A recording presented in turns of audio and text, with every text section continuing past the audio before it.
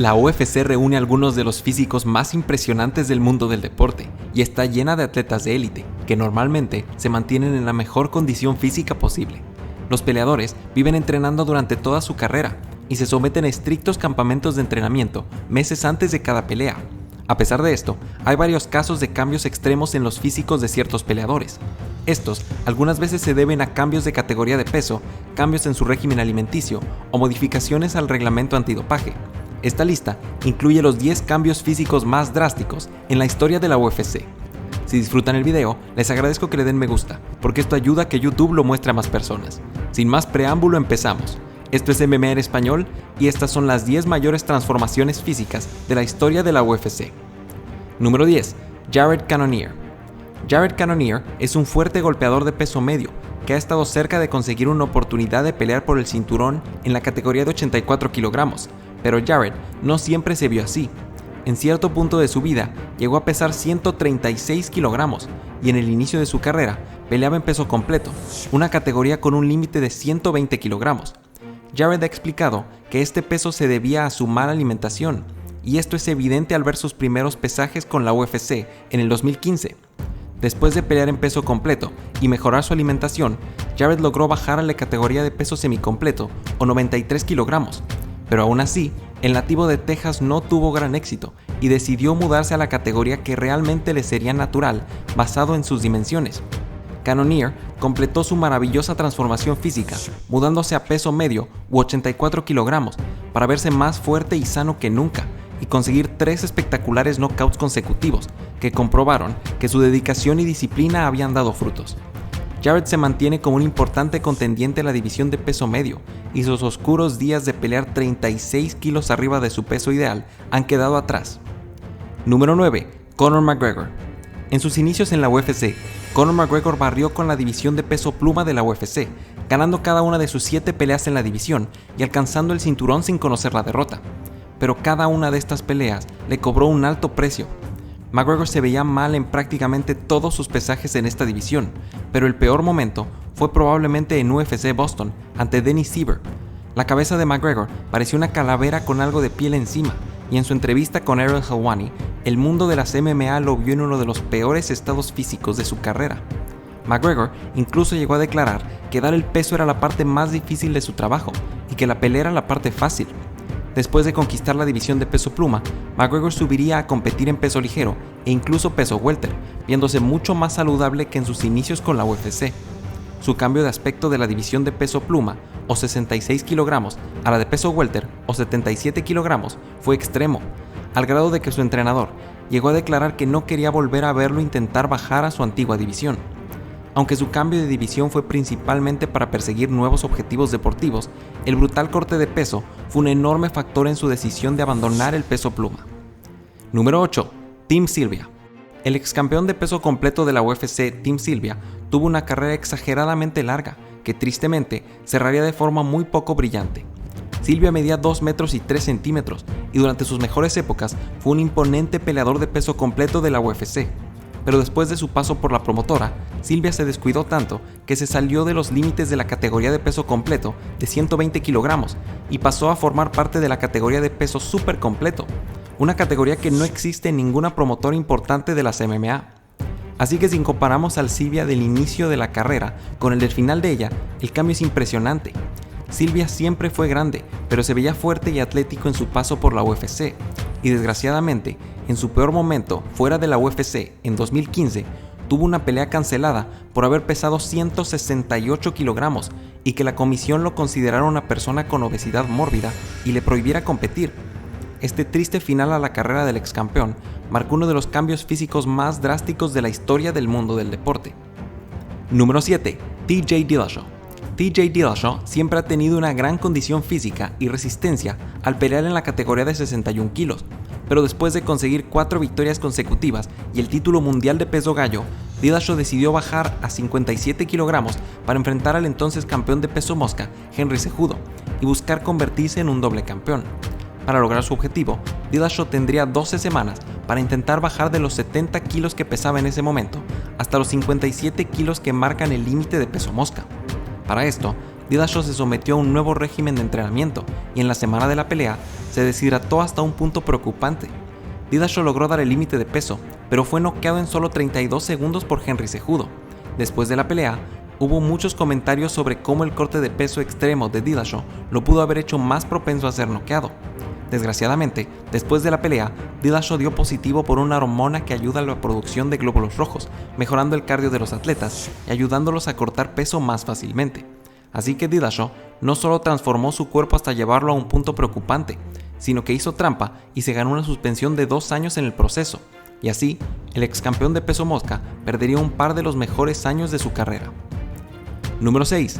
Diego Sánchez. Diego "La Pesadilla" Sánchez ganó la primera temporada del show The Ultimate Fighter en la categoría de peso medio u 84 kilogramos y procedió a competir en la UFC por los siguientes 16 años. A través de su larga carrera, el peleador de Nuevo México ha peleado en 4 categorías distintas: peso medio, peso welter, peso ligero e incluso intentó pelear en peso pluma, una categoría con un límite de 66 kilos, 18 kilos menos que la categoría en la que Sánchez empezó su carrera. Diego pasó gran parte de su carrera saltando entre varias divisiones de peso, lo cual nos dio imágenes tremendamente diversas de su físico, pero finalmente encontró su división permanente en el peso welter con 77 kilogramos y dejó de cambiar de división a partir del año 2012. Aún así, la imagen de Sánchez tremendamente deshidratado en peso pluma continúa siendo una de las más extrañas en el deporte, y es difícil pensar que ese era el mismo peleador que vimos triunfar años atrás con 18 kilos más. Número 5. Kenny Florian. Kenny Florian es uno de los peleadores que saltaron a la fama en la primera temporada del show The Ultimate Fighter. A lo largo de su ilustre carrera, Florian peleó por el campeonato 3 veces, pero desafortunadamente no ganó el cinturón. Florian empezó su carrera en peso medio, al igual que Diego Sánchez, e increíblemente la terminó en peso pluma, 40 libras o 18 kilos por debajo de su división inicial. Esto puede mostrar lo increíbles que son los cortes de peso dentro del deporte. Paulo Costa, por ejemplo, logra cortar peso y pelear en la categoría de peso medio, mientras que Alexander Volkanovski pelea en peso pluma. Así que Kenny Florian y Diego Sánchez empezaron su carrera en la división de Paulo Costa y llegaron a pelear en la de Alexander Volkanovski. En sus últimas peleas, el aspecto de Florian en la báscula era preocupante y afortunadamente se retiró después de solo 2 combates en peso pluma. Número 4. Vitor Belfort. Vitor Belfort fue un imponente peleador de peso medio y semicompleto, con varios récords importantes dentro de la UFC, pero desgraciadamente también es uno de los casos más extremos de dependencia a las inyecciones de testosterona. Belfort dio positivo por hidroxitestosterona después de su derrota ante Dan Henderson en Pride 32. Le impusieron una multa de $10,000 y fue suspendido durante 9 meses. Belfort culpó unas vitaminas que compró en una tienda de suplementos local por su resultado positivo. Unos años después, en UFC 152, Belfort nuevamente mostró niveles muy elevados de testosterona, pero los resultados no fueron revelados hasta un tiempo después de la prueba. Belfort argumenta que tiene niveles muy bajos de producción de testosterona natural y que necesita el tratamiento, pero una de las causas más comunes de la baja producción de testosterona es haber abusado de esteroides en el pasado. Así que, tal como ha ocurrido con varios peleadores, el abuso de testosterona inyectada que Belfort cometió en sus primeros años le cobró caro al final de su carrera, y lo dejó siendo prácticamente dependiente de estas inyecciones para poder alcanzar un buen nivel competitivo. En los últimos años de su carrera con la UFC, el cuerpo de Belfort prácticamente se derritió y el veterano decidió retirarse, pero un año después volvió a firmar con la promotora asiática ONE FC, donde Belfort mostró que esa compañía probablemente no tiene regulaciones tan estrictas contra el dopaje. Número 3. Alistair Overeem. Como muchos de ustedes habrán visto en nuestro video sobre dopajes, Alistair Overeem probablemente sea el caso más evidente de uso de esteroides en la historia del deporte. Overeem probablemente empezó a consumir estas sustancias cuando técnicamente aún no eran ilegales y el deporte no estaba realmente regulado. Alistair tuvo un increíble cambio físico entre el 2005 y el 2014. En Pride, Overeem solía pelear en la categoría de 205 libras y al llegar a la UFC peleaba en alrededor de 260 libras.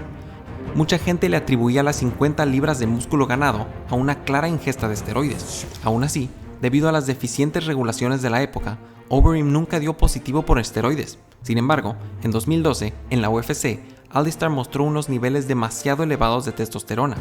El límite máximo permitido de testosterona es normalmente de 6:1 comparado con una persona promedio, pero Overeem salió con números impresionantes, 14 veces más testosterona que el hombre promedio, y fue suspendido durante 9 meses, a pesar de que en estos años USADA aún no formaba parte de la UFC.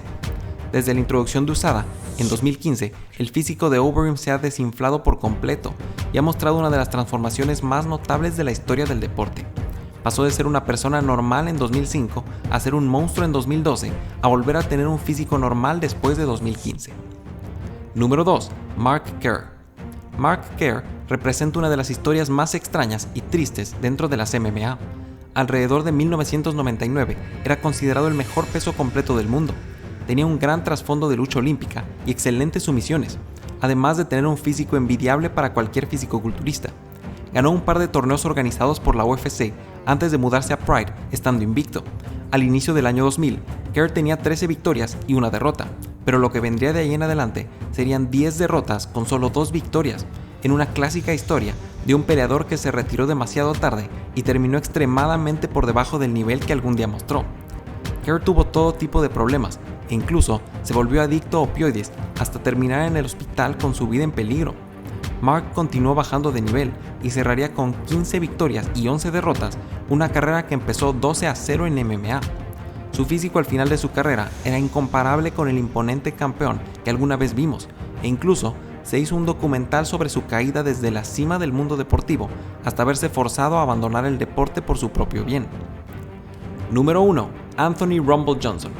Cuando los fanáticos piensan en Rumble Johnson, probablemente recuerden a ese poderoso peleador de peso semicompleto, que incluso podría intentar pelear en peso completo. Pero increíblemente, en el inicio de su carrera, Johnson llegó a pelear en peso welter varias veces. El límite de peso welter es de 77 kilos, 16 kilos por debajo de su peso ideal de 93 kilogramos. Era una época en la que se creía que los peleadores debían cortar el mayor peso posible para tener la mayor ventaja de tamaño la noche de la pelea. Pero este no fue el caso de Anthony, que tuvo poco éxito en la división y terminó abandonándola en el futuro próximo. En UFC 116, Rumble Johnson enfrentó a Josh Koscheck en peso welter y se presentó al pesaje en una forma física increíble.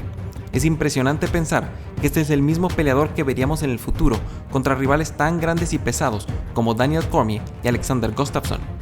Después de algunas derrotas y fallos en el pesaje, Rumble decidió subir a su peso natural y definitivamente tuvo sus mejores victorias en la categoría de peso semicompleto. Después de dejar la UFC un tiempo, Johnson se dedicó a levantar pesas y subió hasta un punto en el que era casi irreconocible. Es impresionante pensar que este peleador algún día logró cortar peso y deshidratarse hasta dar 77 kilogramos en el pesaje. ¿Cuál les pareció la transformación más impresionante y cuál nos faltó? Pueden dejarlo en los comentarios. Los invitamos a suscribirse si quieren mantenerse al día con todo el mundo del MMA. Gracias, que tengan un buen día y que Dios los bendiga.